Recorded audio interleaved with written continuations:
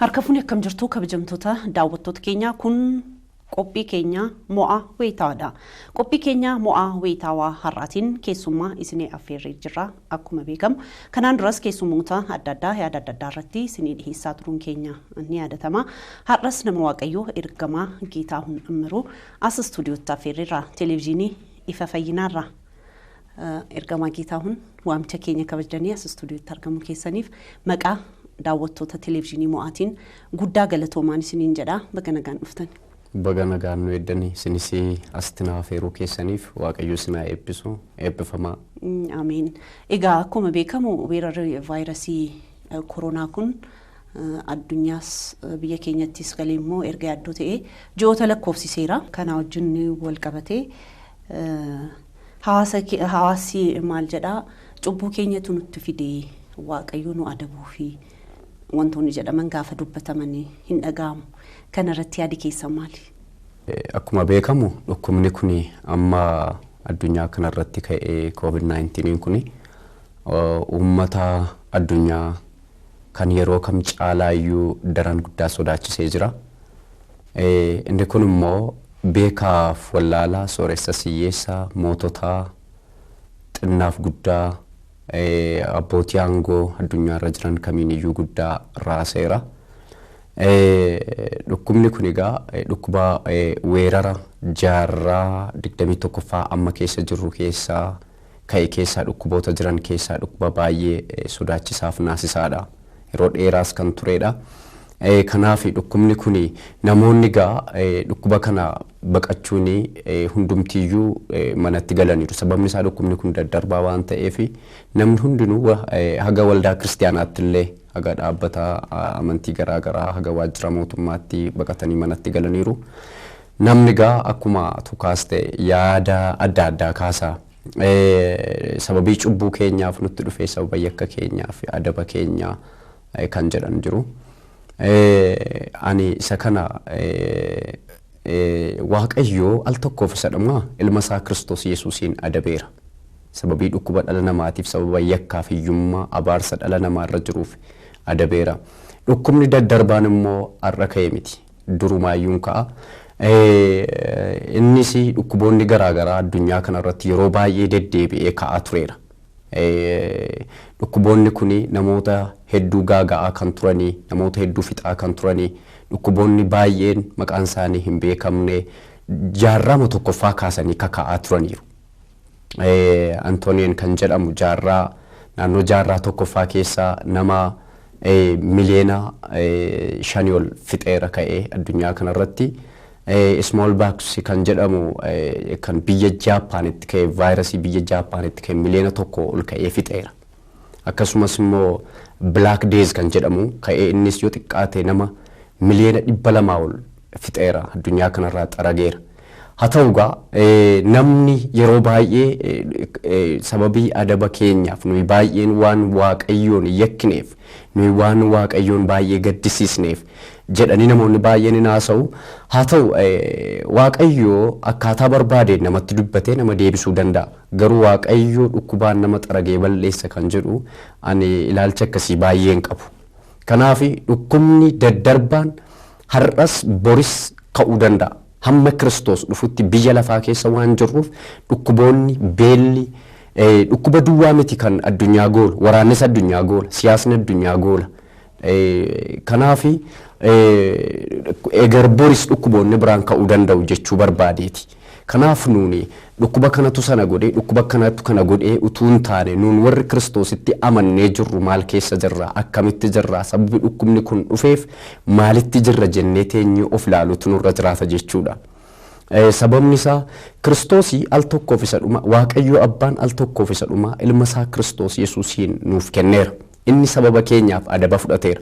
Isaayyaas 53 irraa lakkoofsa 4-5 yoo dubbifne sababa yakka keenya sababii dadhabbii keenya cubbuu keenya hundumaa baatee fannootti ol ba'e innis dhagna isaarra kaa'e yookaan immoo foon isaarra kaa'e jedha sagaleen Waaqayyoo. Kanaaf madaa'uu isaatiin fayyifamtaniittu jedha. Yesuus Kiristoos kan inni biyya lafaarra dhufe inni guddaan fi inni olaanaan jireenya bara baraatiif. kaayyoon yookaan fuulleffannaan nuyi amma fuulleffannee deemnu waan biyya lafaa kana utuu hin taane jireenya bara dhuftuuti kan nuyi fuulleffannee adeemnu. Annis jireenya bara dhufaa jiru jireenya bara baraati jechuu barbaadeeti.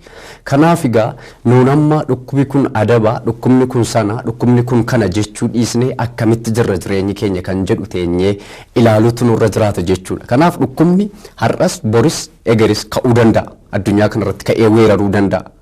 Dhukkubni kun immoo har'a duwwaa mini kaleessas dheengaddas ka'eera. Dhukkuboonni biraan kan kana caalanis ka'aniiru. Waraanni addunyaa tokkoffaaf lammaffaan ka'eera. Eger boris waraanni ka'aa jira.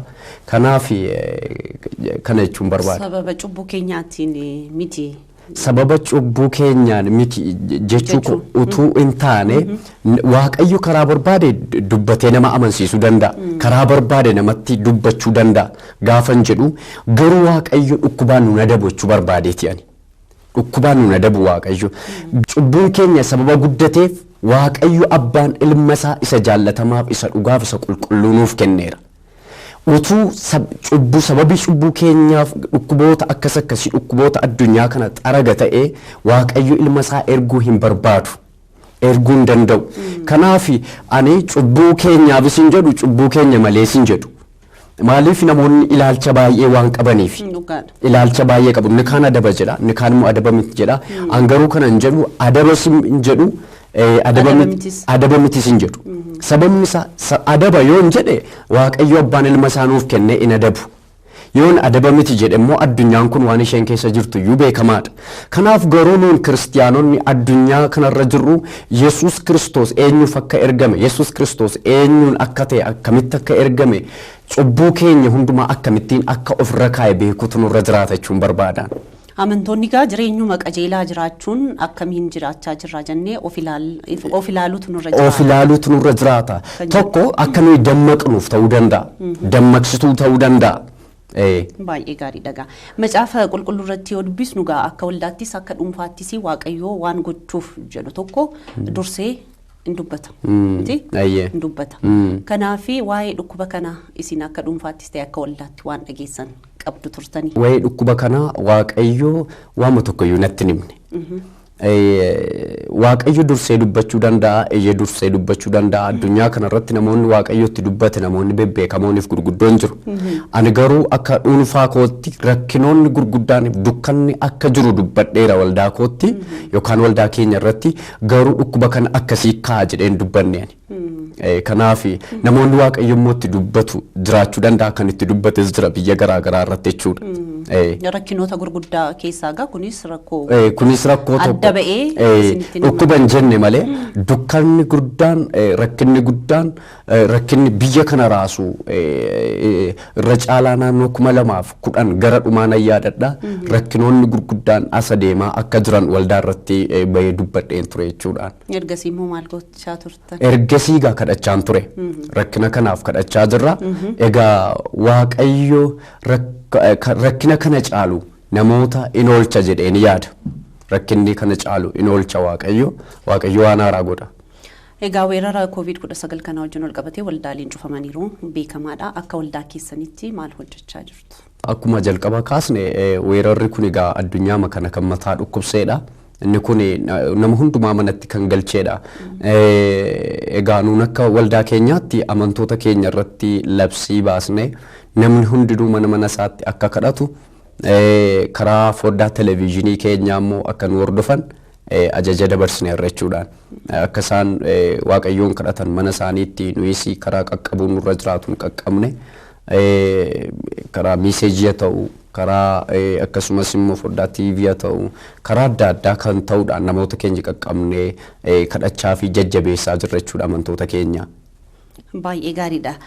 Gooftaan keenya Yesuus Kiristoos barsiisa isaa keessatti namoota harka qalleeyyii gargaaruu waan qaban namootaaf qooduu kan jedhu barsiisaa tureera. Isinoo yeroo rakkisaa kanatti maal hojjechaa jirtu namoota harka qalleeyyii gargaaruu keessatti? Egaa waldaan keenyas ta'e akka dhuunfaatti nuyi namoota harka qalleeyyii magaalaa Bishooftuu keessa jiraniif yeroo baay'ee irra deddeebinee gargaaraadha kan jirru. Namooti rakkattoonni daandiirra ta'anii kan kadhatan waan nyaatanii bulan illee kan hin qabne akkasuma immoo mana isaanii keessa jiraatanii mindaattiin jiraatan kan hin qabne harka qalleeyyiin keessumatti ijoollonni abbaa fi haadha hin qabne mana isaaniitti galanii immoo gadi ba'anii dur hojii humnaa hojjetanii kan bulan jiru namoota kana baanee gargaaraa turreerra jechuudha akka waldaa keenyaatti amma waaqayyo nu gargaare amma humna keenya baanee gargaaraa turreerra jechuudha namoota 100 kan ta'anii fi midhaan binnee warreen akka ruuzii daakuu makroonii zayitii fi kan kana fakkaatan binnee raabsaa turreerra jechuudha namoota al tokko immoo karaa dhaabbata jireenya ifaa jedhuun kan waldaa keenya wajjin hidhata ta'e yookaan obbolaa taateeni baanee namoota daandiirra bulan daandiirra jiraatan nyaachisneerra nama 200 ol kan ta'u jechuudha. Dhaabbata gargaarsaa hundeessitaniitu jedhee yaada akkuma amma kaastan televezyiinii fayyinaadhaan argeera namoota daandiirratti deemtanii yoo gargaartan nyaata yoo laattanii biddeen waxii daabboo maal gootanii akkasitti nyaachisaa yoo turtan argeera. Mee dhaabbanni kun yoom hundaa'ee namoota isin gargaaruu malaniifis namoota isin bukkee dhaabbachuu barbaadaniifis ergaa dabarsuuf isiniif ta'a yoom dhaabbatee karoorri keessan fuulduraa maal ta'a maalidha yookaan immoo kanarratti dhaamsa keessanis dabarfachuu waan dandeessaniif carraan isinii kenna. Akkuma jalqaba kaastee wangeelli mootummaa Kiristoosii hoolistikiidha yookaan immoo wangeela kana namatti lallabnee mayyoo dhiisnee namoonni beela'an hedduutu jira.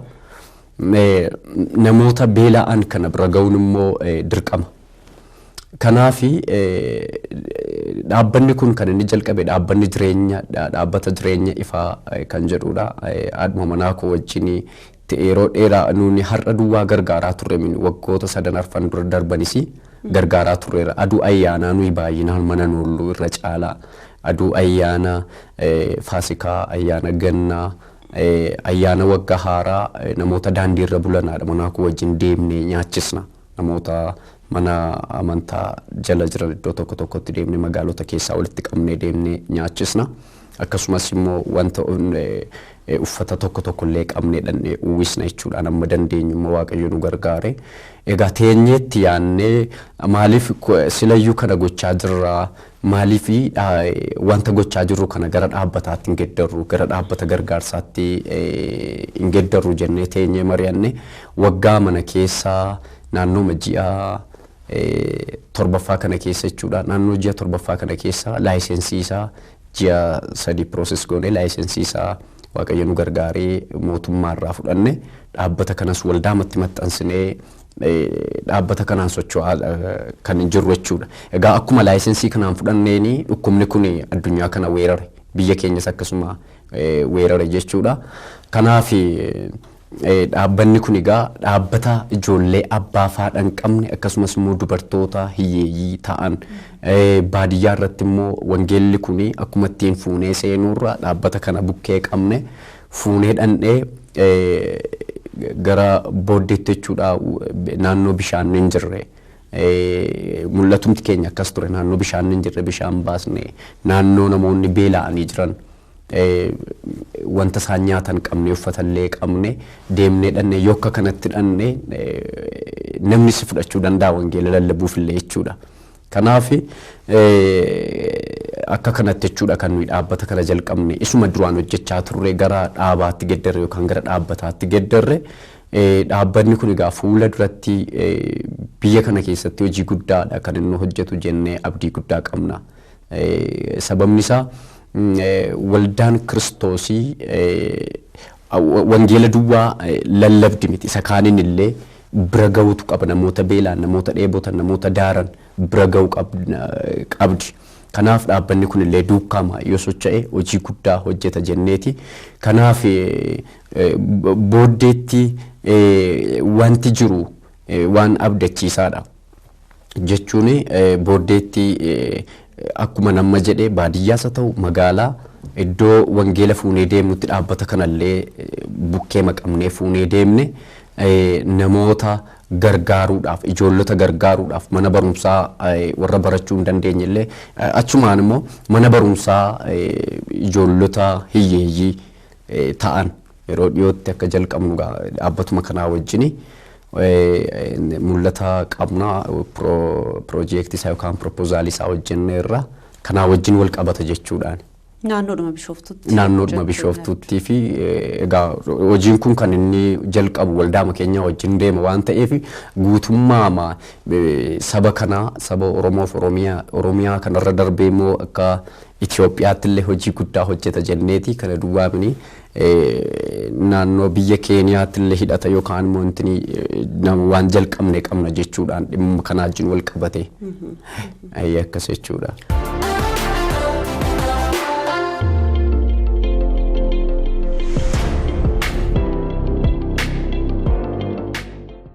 yeroo ammaa kan egaa namoonni weerara vaayirasii kanaa wajjin wal qabatee rakkoo hawaasummaa siyaasaa xiinsammuuf namoota saaxilaa jira. Namoonni sodaa keessa jiru. Kanaaf akka nama waaqayyootti namoota akkasii kanaaf maal gorsitu? Egaa nuuni dhukkuba caalu addunyaa kanarraa diinni dhala namaa sodaadha. Diinni dhala namaa addunyaa kanarraa sodaadha. Namni sodaa jalaa ba'uu qaba. Wanti saayinsiin jedhu akkuma jirutti ta'e gargar baqachuun addaan fagaachuun manatti galuun akkuma jirutti ta'e namni sodaa keessaa ba'uu qaba. Sababni isaa namni jalqaba kan du'u xiinsammuudha. Sodaa xiinsammuu kana keessaa namni jalqaba ba'u turre jiraata. Kanarraa bilisan ba'u yoo ta'e namni garbummaa jala jira.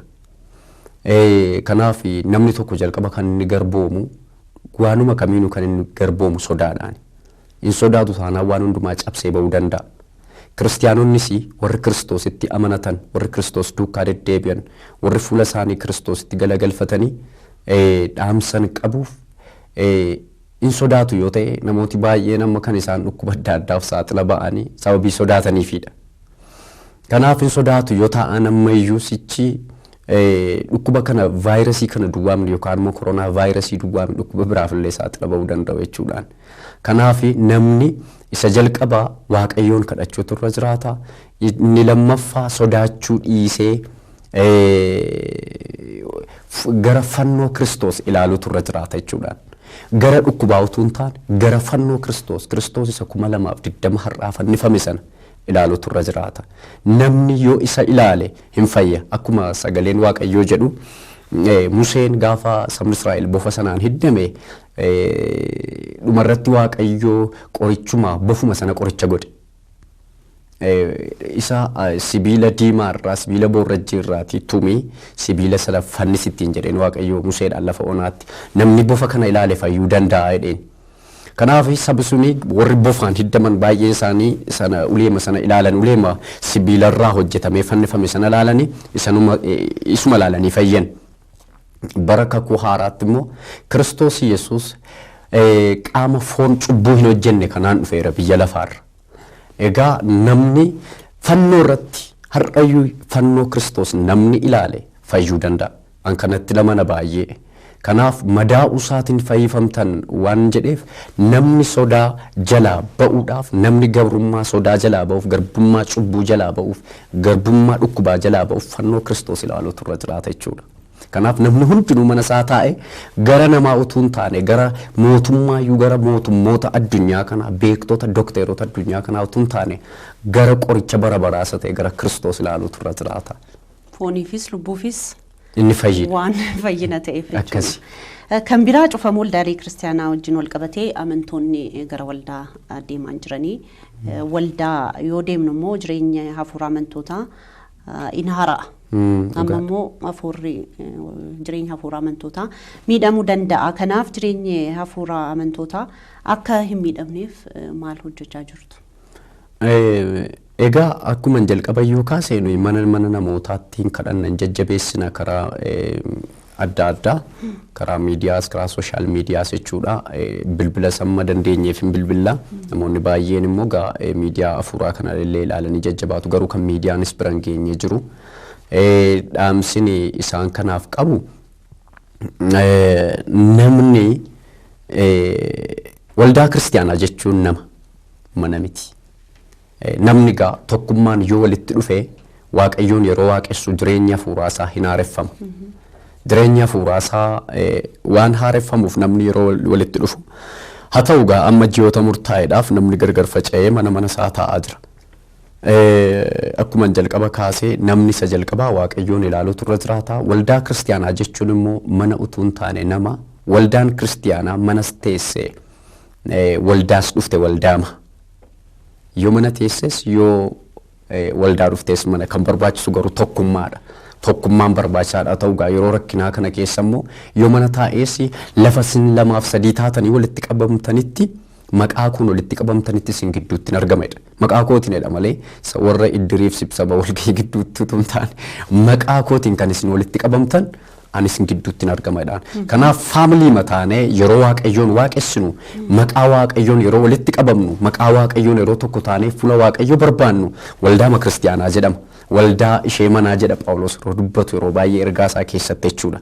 Kanaaf ari'atamni kana caalu iyyuu dhufuu danda'a. Ari'atama kana caalu iyyuu dhufuu waan danda'uuf uummanni keenya gaa yookaan sabni keenya yeroo amma dhiyoo kana keessa gaa ari'annaan waldaa kiristiyaanaa baay'ee waan hin jiraanneef irra caalaa bara keenya keessa waan hin jiraanneef namni mana taa'uun jaallatu. Kun immoo numa warra tajaajilan irraa kaaseeti kun dhugaadha.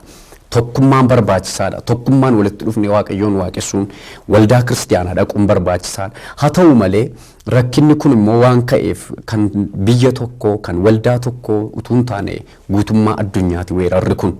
Weerarri kun immoo guutummaa addunyaa waan ta'eef namni mana isaa taa'ee lafa sin lamaaf sadii taatanitti sin gidduutti argama waan jedheef waaqayyo hamma rakkinniif dukkanni amma jiru kun nurraa darbutti waaqayyoon waaqessuutu nurra jiraata jechuudha. Waaqayyoorraa baqachuutu nurra jiraata. Namoonni baay'een waldaan cufameera kanaaf lammata deebinee waldaan nannu jedhanii kaasu. Waldaa jechuun namoonni baay'een manatti yaadu.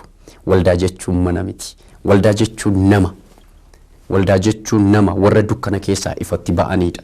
Kanaaf namni hundinuu dukkana keessaa warri Kiristoositti amananii ifatti ba'anii abdii kutachuun irra jiraatu waldaan eger hin deebi'a.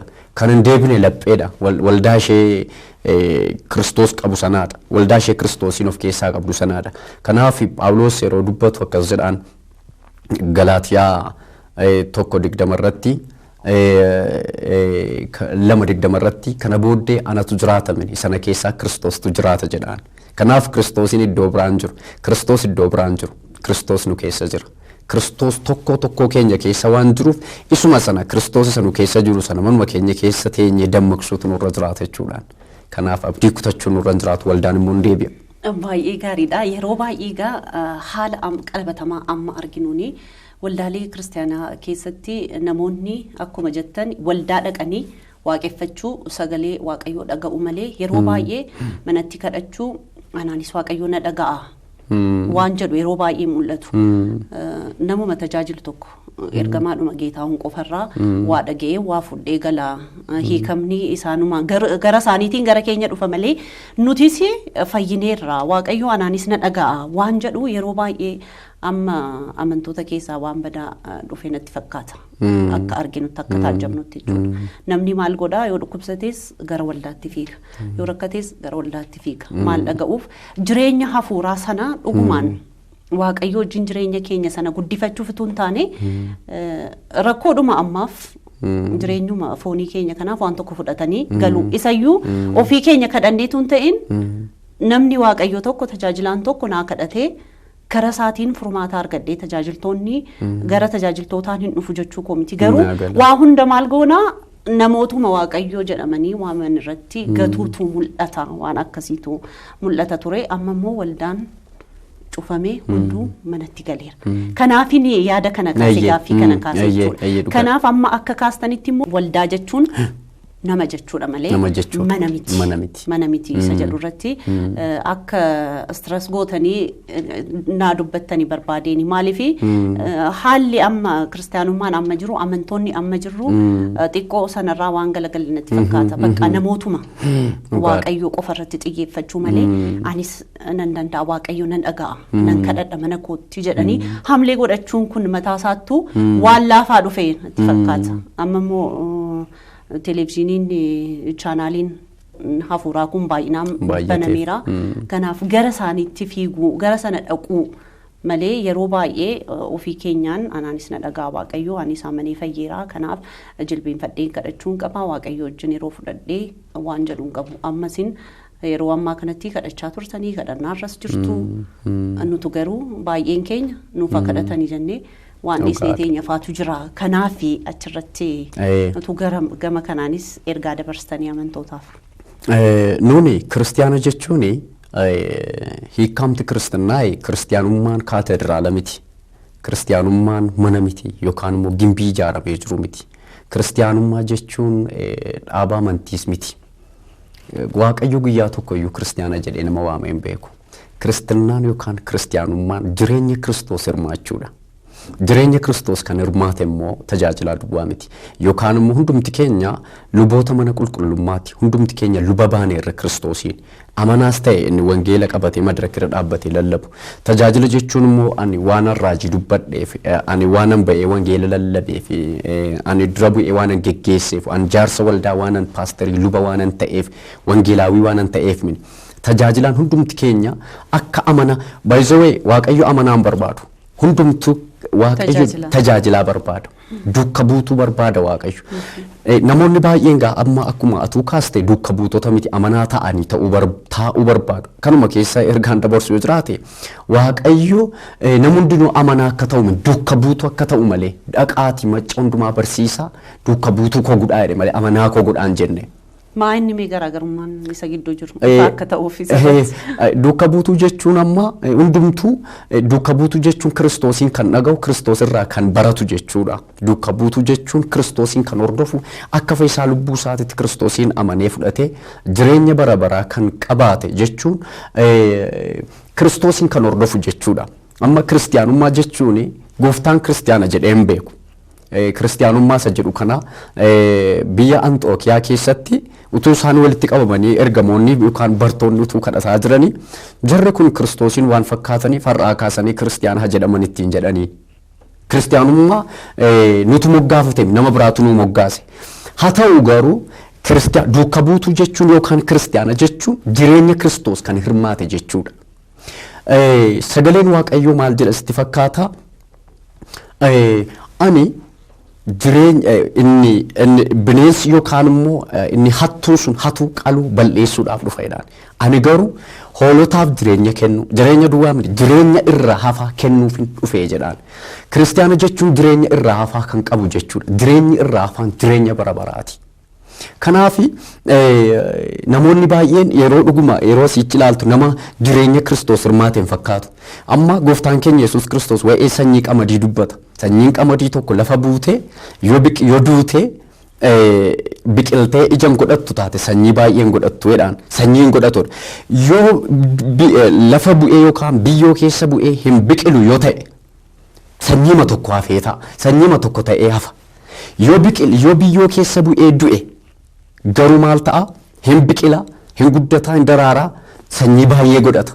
Kanaaf Kiristoos biyya lafaa irratti kan inni dhufe du'ee sanyii baay'ee horachuudhaaf. Nuyi Kiristoos wajjin duunee du'aa kaaneerra. Sanyii baay'ee godhachuudhaaf du'e Kiristoos. Utuu dhufee hin duune ta'e qobaasaa hafa ture Kiristoos. Amma garuu inni du'eera. Du'aa ka'eera. Nuun immoo bakka buusee deemeera. Warra kam warra isatti amannee bartuu isaa taane. Jalqaba itti amannaa ergasii bartuu Kiristoos taana jechuudha. Kanaaf namni hundinuu bartuu Kiristoos ta'uu turre jiraata. Jireenya Kiristoos hirmaachuu turre jiraata. Ani waanan madarakirra yoo waltajjiirra dhaabbadhee lallabeef dubbadheef ani amanaa tokko iyyuu hin caalu. Hundumti keenya anamma dhaabbadhee kan lallabu kan saba kana geggeessu kan nuyi saba geggeessinu kan nuyi saba bulchinu wal jajjabeessuudhaaf malee isaan irra caallee miti. Jajjabeessuudhaaf waamicha lamatu jira general calling and individual calling kan jedhamu jira. Waamichi waliigalaaf waamichi dhuunfaa jira jechuun waaqayyo gara waamicha waliigalaatti hunduma waameera. Akka nuyi hojii isaa hojjennuuf immoo waaqayyo akkuma barreeffamee jiru jechuudha. Waaqayyo akkaataa barbaadetti kennaa kenna. Kennaan anarra jiru gaa inni kaan kennaa raajii kennaa fi isa kaaniif kennaa barsiisuu kenna isa kaaniif kennaa wangeela lallabuu kenna. Waaqayyo isa kaaniif immoo kennaa bulchuu kenna. Kanaaf namni hundinuu kennaa mataasaa danda'e qaba. Kanaaf maal jechuun barbaade namni hundinuu taa'ee tajaajilaa dhaggeeffachuu utuu hin taane ammayyuu ergaan dabarsu yoo jiraate jireenya Kiristoos hirmaachuutu irra jiraata. Ndaa'u tarii Waaqayyo namni hundinuu akka of baruuf akkas godhe laata jedhee seroon hin ta'uu jira. Maal jechuu barbaadeeti jireenyi nuyi qabnu jireenya Kiristoositti amma Kiristoosiin irraa dhalannee amma Kiristoositti amannee amma mucaa Kiristoos taane amma duukaa buutuu taanetti Waaqayyo nu dhaga'a. Bara kakuu haaraa keessa jirran bara kakuu moofaa miti bara kakuu moofaatti yoo lubii namaaf Waaqayyo gidduu hin galu ta'e namni akkasitti nafa. Sababii cubbuutiif al tokkoof isa dhumaa oolaan araaraa oolaan faasikaa sun nama hundumaaf Kiristoos dhufee qalameera. Kanaaf Kiristoos waan qalameef namni hundinuu fuulaa fuulatti Waaqayyoon arguu danda'a. Tajaajilaan maaliif ta'a jedhuuf immoo jajjabeessuudhaaf waldaan kiristiyaanaa qaama qabdii qaama ishee keessaa tajaajilaan isa tokko tajaajilaan gaa amantoota kakaasaa akka amantoonni jajjabaatan godha jechuudha malee caalmaa waan caaleef waan Waaqayyootti aaneef hundumti keessan luba mana mootummaatidha sagaleen Waaqayyoo manni mootummaa kun immoo mana Kiristoosiiti. Amantoonni gaa yaada akkasii akka qabaataniif garuu sababii kan ta'e maal jettanii yaaddu isin? Akka isaan namoota Waaqayyo irratti ija isaanii akka godhan akka ofitti anaanis na dhagaa akka hin jenne. Inni kun egaa amma barteedha. Amantoonni keenya tokko namni gaafa Waaqayyo irraa jireenyi isaa biizii yookaan qabamaa gaafa ta'u konneektii inni Waaqayyo wajjin qabu yookaan walitti dhufeenya inni Waaqayyo wajjin qabu gargar cita.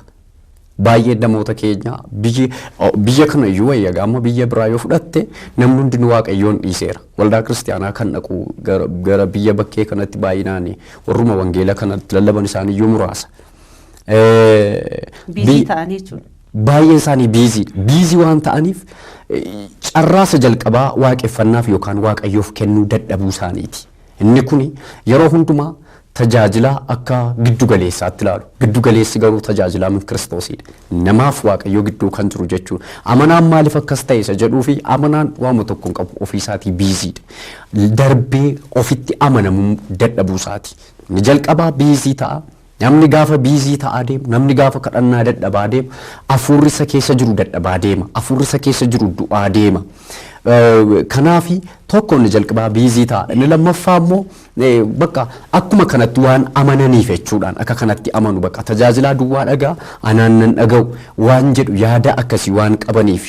Inni kun immoo Kiristoos maaliin akka ta'e, Kiristoos eenyuun akka barbaadu, Kiristoos nama abbaa nama hundumaa akka ta'e baay'een isaanii hubachuu dadhabuu isaaniiti jedhee yaada. Kana jijjiiruuf garuu maal gochuu qabna jettanii yaaddu? Kana jijjiiruudhaaf barsiisutu nurra jiraata isa jalqaba. Baay'ee gaarii. Ishee kan akka kaastaniif barbaadeen ture. Waldaan barsiisa barbaada miti. Amma yeroo baay'ee sagantaa waldaa keessatti yoo arginu sagantaan barsiisaaf jiru muraasa yookaan immoo jiraachuu dhiisuus danda'a jechuudha. Barsiisi garuu isa guddaa fi hundee. Barsiisnus amantoota keenya geeddaruu danda'u turre jiraata. Barumsuma normaalii maalansiin jechuu barbaada. Waama kaleessa dheengadda barsiifame akkaataatti amma an ofii kooti waldaa kiristiyaanaa keessatti dhaladhee guddadhe. Anamma barsiisuma dhaga'ee guddadheen barsiisa yoon ta'e an saba kana barsiisuu kanan danda'u Kiristoos isa dhugaa agarsiisutu narra jiraata. Barsiisa hundee Kiristoosiif Kiristoos dhugaa isa ta'e. Fookasitti godhee barsiisutu nurra jiraata malee isuma tokko barsiisa irra deebi'ee biyya kana keessatti amma rakkinni jiru inni guddaan namni diteelii yookaan immoo keessa gadi lixee namni akkamittiin akka jijjiiramu waldaan kiristiyaanaa akkamittiin jijjiiramuun akka isheen irra jiraatu diteelii namni akkuma jettee baay'ee gadi lixanii barsiisan bakka sanbatuma dhaquu. Bakka waama ta'e itti immoo hundumtuu amantoonni hin gala hin dhufa torbee waldaa dhaqa. Kanarra kan caalu eenyummaa Kiristoosiin kan fakkaatu rivaayivaaliin akkamittiin akka ta'u rivaayivaal sochii haaraan keessa amantootaa galuutu irra jiraata. Sochii haaraan immoo keessa amantootaa kan galu raajii miti yookaan immoo sagalee raajii hiilingii maal kana miti. Barsiisa dhugaa hundee Kiristoos akkamittiin Kiristoos bartoonni warra jalqabaa akkam turan waldaan isheen jalqabaa akkam turte akkamittiin rivaayivaaliin biyya kana keessatti jalqaba jennee barsiisuu nurra jiraata. Barsiisni wangeelaa yookaan immoo barsiisni waldaan kiristiyaanaa dhugaa dubbachuudhaaf utuu sirriitti baratte abbootii poolitikaa yookaan abboonni siyaasaa ishee keessaa ba'u abboonni qabeenyaa gurguddaa ishee keessaa ba'u an kanatti namana. Kanaaf rivaayivaaliin gaafa waldaa kiristiyaanaa keessaa ka'u ikonoomikaal rivaayivaaliin hin ka'a poolitikaal rivaayivaaliin hin ka'a waldaa kiristiyaanaa keessaa. Sababni isaa wanti hundinuu kana keessa jira. Kana keessa waan jiruuf isa jalqabaa biyyi kun jijjiiramuudhaaf barsiisa dhugaa isa kan Kiristoos barsiisutu nurra jiraata jechuudha. Yoos illee wanni biyya kanaa hundinuu geeddaramuu danda'a jechuudha. Afuura duwwaa min biyyi kun kan inni du'ee jiru. Ikonoomikaaliidhaan du'ee jira. Waan hundumaan du'ee jira. Kanaaf biyyoota guddatan hedduu isaanii yoo fudhanne akka Awurooppaa fi Ameerikaa kan geeddare waldaa kiristiyaanaati. Kun immoo tajaajila kan biraa miti yookaan waan biraa miti. Wangeeluma kana dhugaatti barsiisa. Rivaayivaalii dhugaatu ka'ee ture. Kanaaf barsiisni adda ta'e barsiisni Kiristoosiin agarsiisu sababni isaa waan hundinuu Kiristoos keessa waan jiruuf barsiisni hundee Kiristoos ta'e barsiisni dhugaan biyya kanatti jalqabu turre jiraata. Kabajamtoota daawwattoota keenya kun qophii keenya mo'aa wayitaadha. Qophiin turtiin keenya ergamaa Geetaahun Amiroo waliin taasisaa jirus ittuma fufee jira. Akka nu waliin turtan ammas irra deebiin isin affeerra.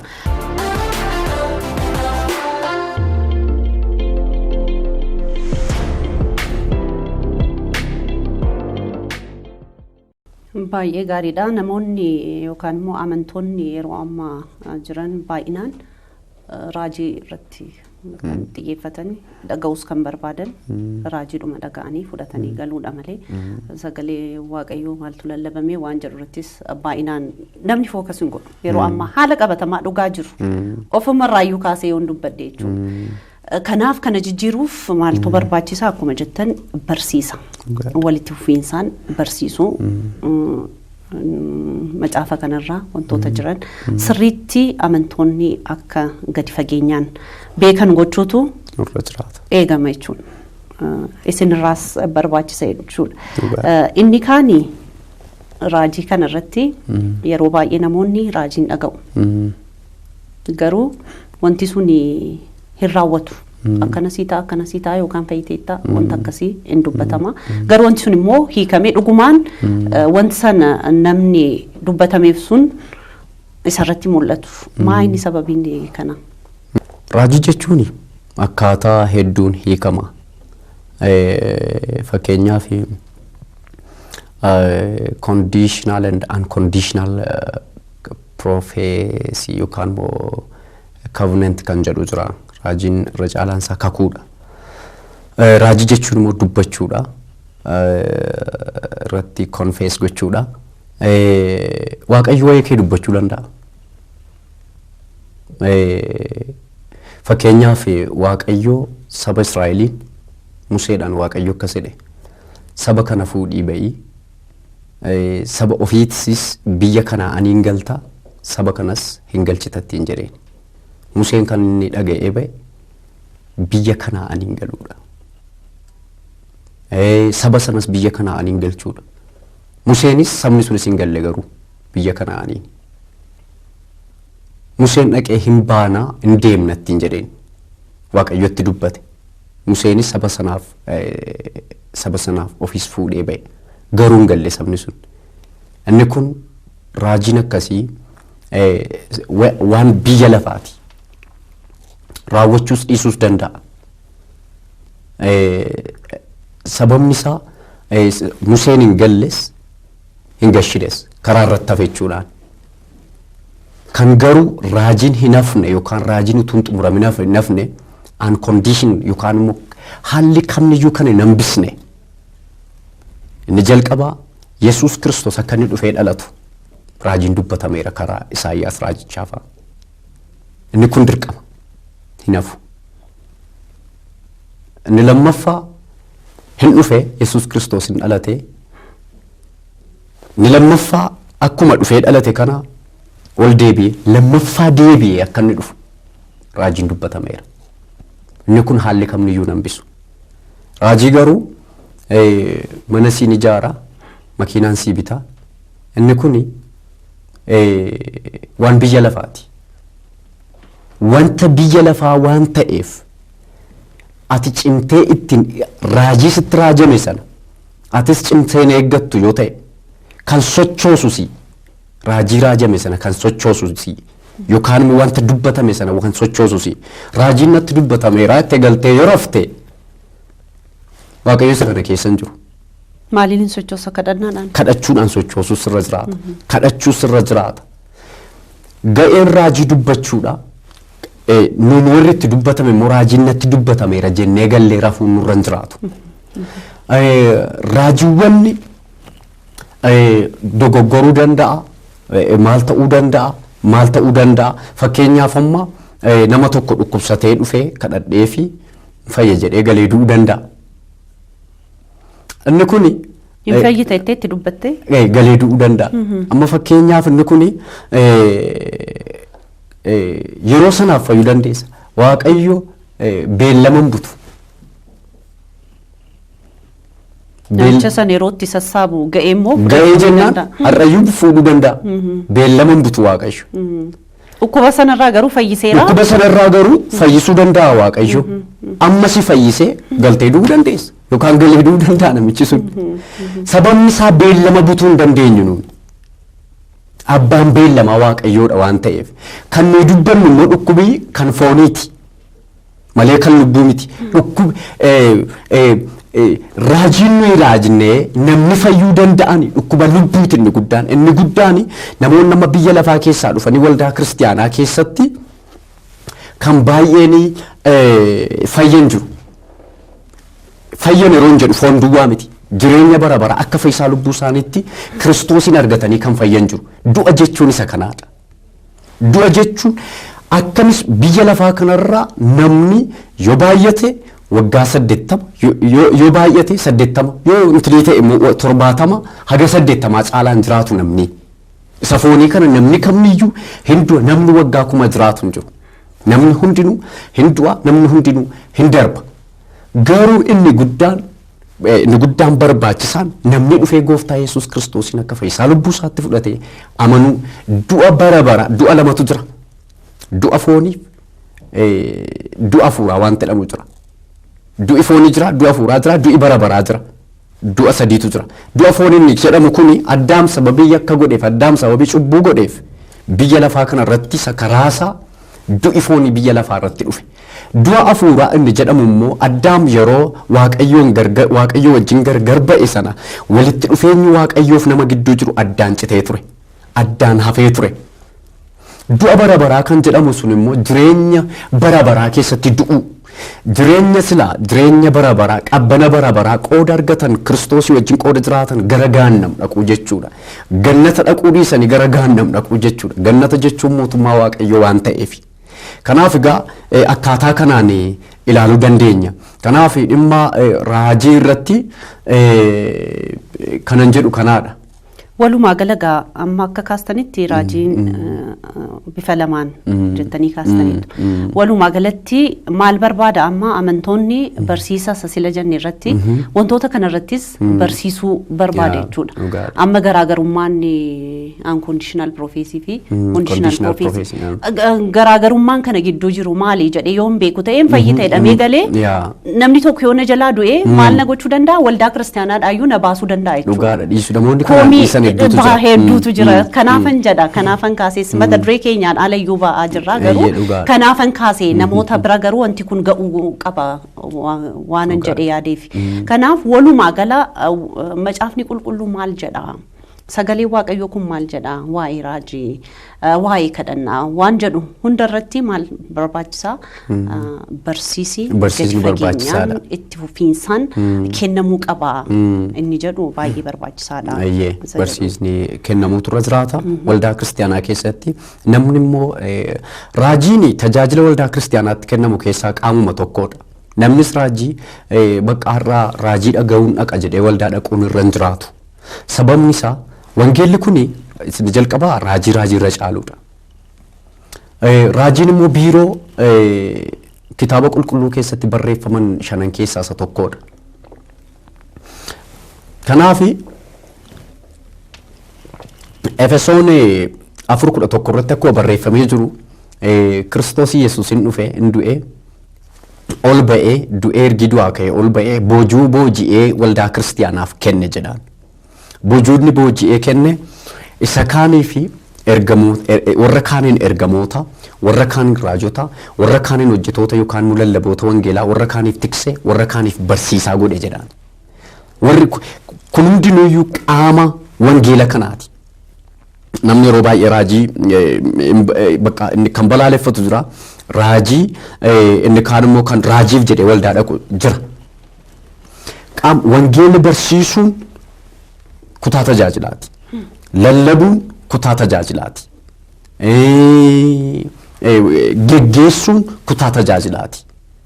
Garuu waldaa kiristaanaa keessatti akka simbira baallee tokkoon ka'uuf yaaltuutti baalleen gar tokko cabee ka'uuf yaaltuutti ta'uun irra hin jiraatu. Wantoonni kitaaba qulqulluu keessatti barreeffame hundinuu waldaa kiristaanaa keessatti ta'uutu irra jiraata. Waldaa kiristaanaa keessatti ta'uutu irra jiraata jechuudha. Raajiinis ta'e, barsiisas ta'e, lallabas ta'e, waldaa kiristaanaa dhaabuuf jajjabeessuus ta'e adeemuutu irra jiraata. Sababii raajiin jiru waldaa kiristaanaa namni raajii fookas godhee dhaquun irra hin jiraatu. Kanaafuu maal gochuutu nurra jiraata? Barsiisuutu nurra jiraata. An akka kootan nan barsiisa waldaa. Nan barsiisa. Namni utuuni gara namootaaf kadhachuu, gara raajii namootatti raajii dubbachuu hin deemin fuula dura amantootan barsiisa. Isa jalqabaa ofii kootuu hin taane Kiristoosiin itti agarsiisa. Namni Kiristoosiin erga argee immoo hundeessa waldaamti kiristaanaa hundee raajotaaf ergamootaarra dhaabbatte jedha sagaleen Waaqayyo. Hundee raajotaaf ergamootaarra waldaan kiristaanaa kan dhaabbatte. Mataan waldaa kiristaanaa immoo Kiristoosidha. Mataan waldaa kiristaanaa raajiidha jedhee dhufa yoo ta'e yookaan immoo abaluuf jedhee dhufa yoo ta'e goyyoomeera. Kanaafuu maal gochuu qabna? Barsiisuutu irra jiraata. Waldaa kiristaanaa keessa immoo barsiisnee dhiisnasi waanuma waldaa kiristaanaa keessa waanuma kana keessatti jiru hundumaa sabaaf laachuu saba nyaachisuutu irra jiraata jechuudha.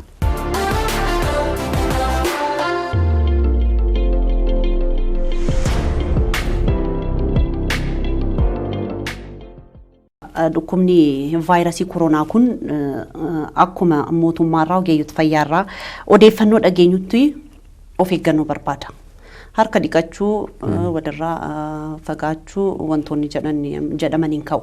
Amantoota biratti immoo yeroo baay'ee maaltu dhaga'ama nuti amanneerraa kanaaf wanti kun nutti hin bu'u yookaan immoo nun tuqu kan jedhutu dhaga'ama kanarratti gorsi keessan maali?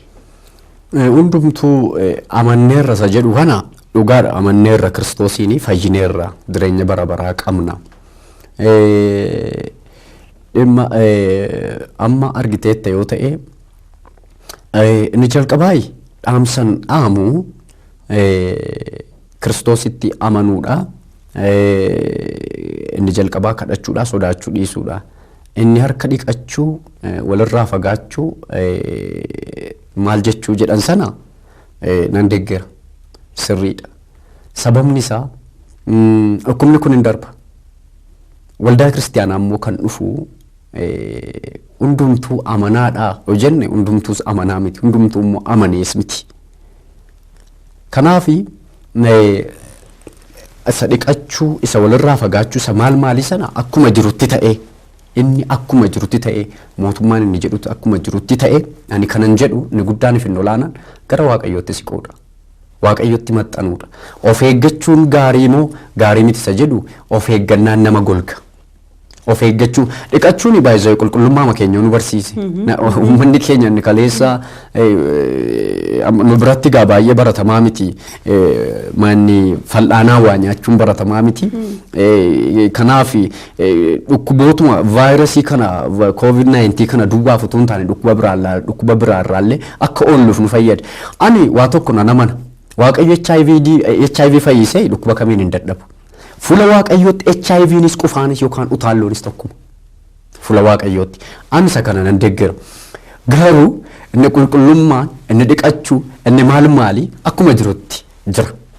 Kanaaf amantoonni keenya of eeggachuunis barbaachisaadha. Garuu isa jalqabaaf isa dhumaa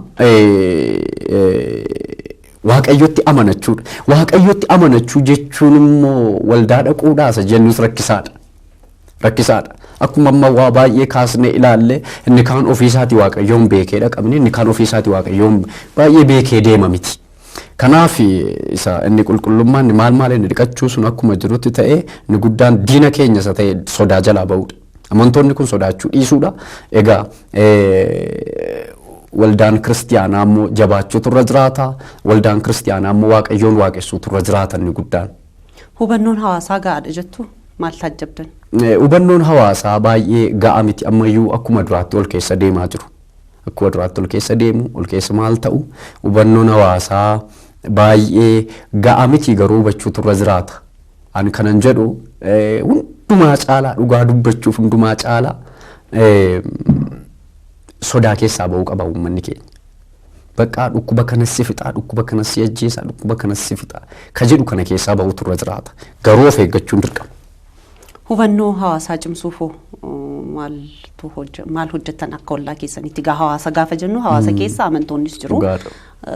Of eeggannoo isaanii kana akka cimsaniif maal hojjechaa jirtu? Hubannoo kana amma akkuma mootummaan labsii baaseeni dursinee amantoonni keenya akka mana turuutti ajaja dabarsine. Innis maaliifi inni jalqabaa mootummaadha kan labsii baasee. Mootummaan immoo qaama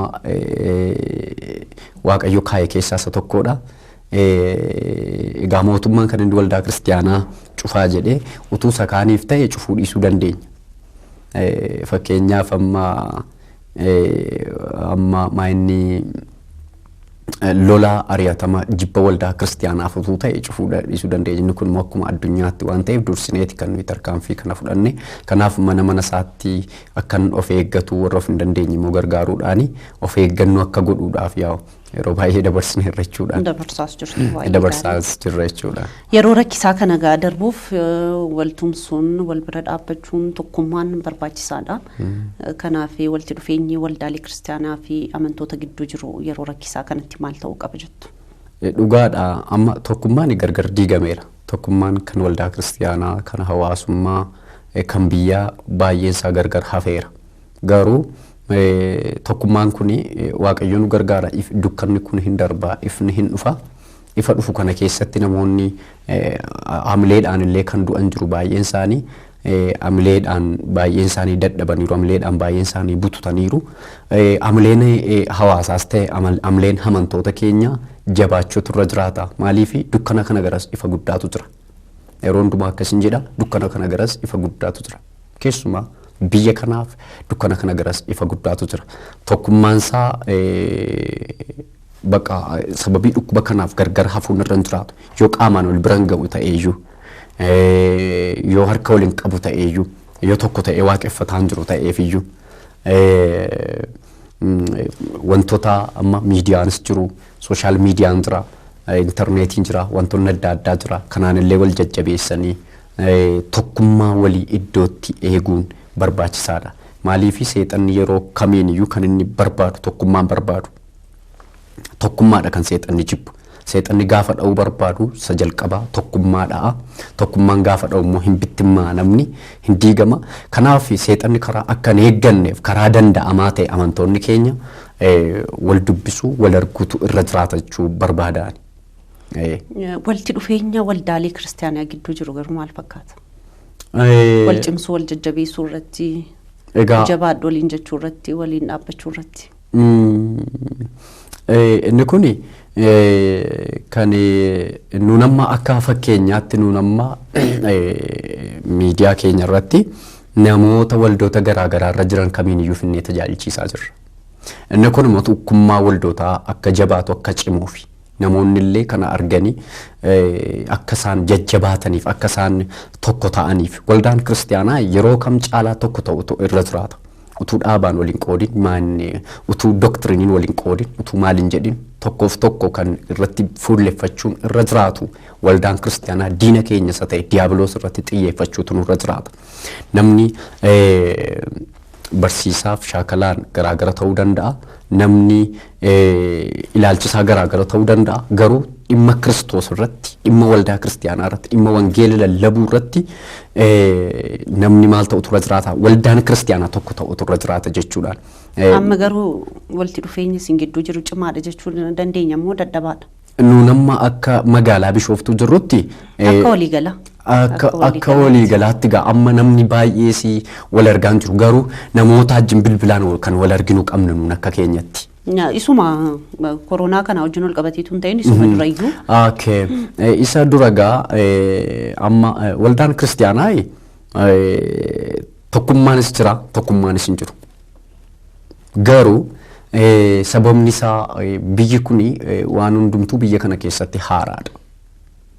Waldoonni dhiyoo dhaabbatan jiru, waldoonni abboota ta'an, haadhota keenya ta'an jiru. Kanaafi amma gaa mootummaan immoo yeroo dhiyootti tokkummaa tokko akka ijaaramu godheera. Kaawunsilii kana ijaaraa jira. Ijaarsi kun immoo namoota baay'ee, waldoota kiristaanaa baay'ee warra kaleessa dheengaddaa wantoota adda addaan gargar fagaatanii jiranii walitti fida jedheen yaada. Kan yeroo darbee caalaa, kan bara darbee caalaa. Egaa waldaa kiristaanaa jechuun akkuma amma jedhe dhaaba miti, maqaas miti. Kiristoositti warra amananii fayyanidha. An akkanaa galutti akkasi. Waldaan kiristaanaa nama miti, dhaabas miti, gamoos miti. Ati waldaa akkasii, ati waldaa sana jedhu miti. Waldaa kiristaanaa jechuun warra Kiristoositti waldaama kiristaanaa jechuun ekleeshiyaa jedhanii waamu, warra waamamanii dukkana keessaa ifatti ba'an warra jedhamanidha. Kun immoo atis waldaa akkasii, ati dheengadda kaatee, ati immoo saduriitii, ati immoo gaafuma Kiristoos har'a yoo dhufe iyyuu ati waldaa akkasii, ati waldaa sana hin jedhu Kiristoos gaafa deebi'ee dhufu. Warra kamree warra dhugaaf hafuuraan Waaqayyoon waaqessan duwwaadha. Kan isaa wajjin jireenya bara baraa hirmaatan, cidha hoolichaarraa hirmaatan jechuudha. Kanaafi waldaa ishee bara baraa sana keessatti dhanne iddoo tokkotti waaqeffachuudhaaf jirra. Kanaaf akka biyya lafaa tokkummaa biyya lafaa tokkummaa waldaa kiristaanaa ishee lafaatti immoo kaleessa dheengadda waan turres jira, wanti hin turres jira. Kanaaf waldaan kiristaanaa dhaaf immoo mootummaan amma kan durii caalaa akka isaan tokko ta'aniif kaawunsilii dhaabeera. Kaawunsiliin kun immoo kan durii caalaa walitti fidinna laataa ta'een jedheen yaada. Baay'ee gaariidha. Fuuldurri Itoophiyaa akka sagalee Waaqayyootti amma wanti arginu, wanti dhageenyu baay'ee sodaachisaa, naasisaa, nama rifachiisu, waan nama boqochiisu, wanti dhagahamu, wanti ilaalamu tokko iyyuu hin jiru. Akka sagalee Waaqayyoo kana keessatti arginutti garuu isin akka nama Waaqayyoo tokkottis Waaqayyoo irraa waan baay'een dhageessu jedhee yaada. Fuuldurri Itoophiyaa kun maal fakkaata? Fuuldurri Itoophiyaa ifa. Lafti bari'uuf gaafa jedhu dukkanatu hammaata. Booruun gaafa baqaquuf jedhu argiteetti yoo ta'e sa'aatii 9 hamma 11tti ifa dukkana isaa dandeessee keessan deemtu. Baay'ee dukkana. Akkasuma biyyi kun immoo durii jalqabdee karaa hundumaan kasaaraa keessa jirti. Kasaaraa kana keessaa ba'uudhaaf irratti hojjechuun dirqama. Waaqayyo immoo waa'ee biyya kanaa yeroo dheeraa kaasee dubbateera. Waaqayyo akkam yoo ta'e iyyuu kakuu isaan irraanfatu. Kakuu isaa waan hin irraanfanneef biyya kana fuulli isaa durri ifa guddaatu jira jechuudha. Akka biyya lafaatti ifa guddaatu jira. Dukkanni kun hundinuu darbee yeroo nuyi itti ifa guddaa dinqisiisaaf ajaa'ibsiisaa arginu hin dhufa. Inni kun immoo wanti argamaa jiru jira. Akkuma tamma kaaste yeroo ammaa waan baay'ee si sodaachisuudha, waan baay'ee si rifaasisuudha, waan baay'ee si yaaddessuudha. Haa ta'u iyyuu malee gaaf tokko gooftaan keenya Yesuus Kiristoosiif bartoonni laga gamatti ce'uudhaaf ka'anii gooftaan akkuma bidiruu sana lixeen hin rafe. Bartoonnis isaa wajjin utuu deemaa jiranii guddaa sodaatanii raafamani. Innaa gara gooftaatti fiiganii nyaatamneerra akkam taana banneerra maaliif rafta jedhanii baay'ee waan nama ajaa'ibu. Yesuus Kiristoos waaqaa isaanii wajjin jira. Yoo nyaatame isaanuma wajjin nyaatama. Garuu isa isaanii wajjin jiran, isa isaanii wajjin jiru sana hin argine isaanii. Kan isaanii wajjin jiru Waaqayyoodha. Isa galaana uume, isa bubbee uume, isa lola uume kanatu isaanii wajjin jira. Isa loluma kanarratti immoo tarkaanfii fudhachuutu jirutu isaanii wajjin jira. namni waaqa biratti dhiisee yookaan ofuma biraa qabaatee doonii masaa keessaa qabaatee raafama. Kanaaf ka'ee al tokkitti harka isaa ol qabee hin dhaabbate dha'an sunis yookaan bubbeen sunis jechuudha. Maal jechuun barbaade kan nu wajjin jiru kan biyya kana keessa jiru Kiristoosidha. Waaqayyoodha. Biyya kana keessatti namootatti hin argamu hin fakkaatu malee abboonni fi harmoonni namni yeroo hundumaa fuula Waaqayyootti iyyaa jiran jiru. Biyya kana immoo akkuma jalqaba jedhe kan geddaru abboota qabeenyaaf abboota siyaasaa miti. Abboota wangeelaaf waldaa Kiristoosiiti. Biyyi kun hin geddaramti. Akka dachee keenyaatti akka biyya keenyaatti waggaa dheeraa fuula dura Waaqayyo kakuu kakateera. Biyyi kun gaanfa Afrikaaf ifa akka taatu, addunyaaf ifa akka taatu, namoonni gurguddaan biyya kana keessa akka ba'an, ikoonomiin biyya kana, albuudi biyya kana, nadaajiin biyya kanaa ba'ee addunyaaf eebba akka ta'u Waaqayyo dubbachaa tureera. Inni kun immoo akka mutuu ta'e hin hafu, hin raawwata jechuudha. Kanaaf gaafa bari'uuf jedhu dukkanatammaata kun waanuma jiru. Nuni immoo dukkana kana keessa dhaabbannee teenye an akka kootti nama taa'ee wayii dukkanaa natti haasa'uun barbaadu. Dukkana keessa taa'ee nama wayii ifaa natti haasa'uun barbaada malee. Nama taa'ee bakka durbanne durdhumne jiru. Phaawulosin argiteette yoo ta'e biyya Roomaatti himatame biyya Roomaa dhaqaa jira. Utuu biyya Roomaa dhaqaa jiru qilleensi guddaan nama 276 ajjin utuu deemu galaana irratti ka'e.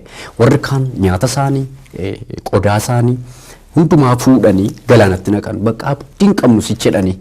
Phaawulos edana waa argeera dheen. Maal argiteennaani utuu Waaqayyo akkasittiin jedha sodaatina dheen. Hin dhaabbattaa fuula mootii Roomaa dura dhaabbachuudhaaf jirtattiin jedhe Waaqayyo. Kanaaf hin sodaatinaa. Markabni cabes cabuu baates Roomaa hinuma geenyaa jedheen. Hinuma dhandhaa hinuma geenya jedheen. Kanaafani nama dukkana keessa taa'ee wayii dukkanaa natti haasa'uun barbaadu. Dukkana keessa taa'ee nama wayii ifaa natti haasa'uun barbaadu. Abdii jechuunis akkasi. Abdiin immoo nama yellaasisu. Akkas taanaan immoo Kiristoos iyyuu Waaqa keenya akka inni ta'e hin beennu jechuudha. Sababni isaa har'a rakkina keessa jirra, ari'atama keessa jirra. Guyyaa tokko garuu hin boqonna jennee wayii jireenya bara baraa yaadnamni. Namni arge jiraare maaliin beenna amantii maan beekna. Abbaan barreessaa Ibrootaa laftiif Waaqni kun iyyuu kan isheen uumamte kan nu ittiin beennu amantiidhaan jedhaan. Amantiidhaan waan ta'eef nuuni fuulli durri Itoophiyaa ifa. Nu immoo dukkana keessa teenye wa'ee dukkana haasa'u, dhukkuba keessa teenye wa'ee dhukkuba haasa'u utuun taane, lola keessa teenye wa'ee injifannoo, dhukkuba keessa teenye wa'ee fayyinaa, dukkana keessa teenye wa'ee ifa haasa'uutu nurra jiraata. Dhaloota keenya, ijoollota keenyatti kana dubbachuutu nurra jiraata. Fuulli durri wantani ija jabaadhe dubbadhu, fuulli durri biyya kanaa ifa guddaadha. Itoophiyaan kan ofii ishee duwwaa utuu hin taane gaanfa Afrikaafuu ifa. Ameen ameen ameen nuufaa godhu. Baay'ee gaariidha. Dhuma irratti dhaamsi daawwattoota keenyaa fi amantootaaf dhaamtanii yoo jiraate carraanis ni kenna. Egaa amantoonni keenya waan hundumaa caalaa jabaachuutu sinirra jiraata. Akkuma nama jedhe ifa guddaatu jira. Ifni kun immoo Kiristoosidha. Waaqayyo kakuu kakateera.